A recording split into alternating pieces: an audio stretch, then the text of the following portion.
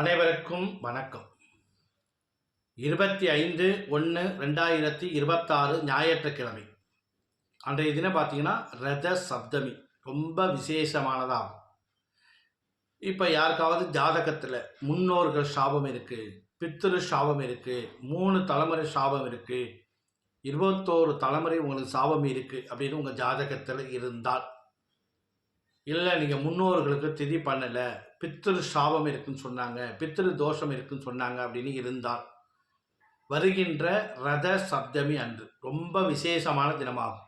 அன்றைய தினம் என்ன பண்ணுறீங்க அப்படின்னா, ஒரே ஒரு எருக்க இலையில் காக்காவுக்கு தயிர் சாதம் வச்சு படைக்கணும். கொஞ்சம் தயிர் சாதம் 2 எள்ளு விட்டு நீங்கள் மாடி இருந்ததுன்னா மாடியில் வச்சுக்கணும், அந்த காக்கா வந்து சாப்பிடும். இது மாதிரி பண்ணுறதுனால உங்களுக்கு 21 தலைமுறை சாபம் நீங்கும் அப்படிங்கிறது ஒரு ஐதீகம்.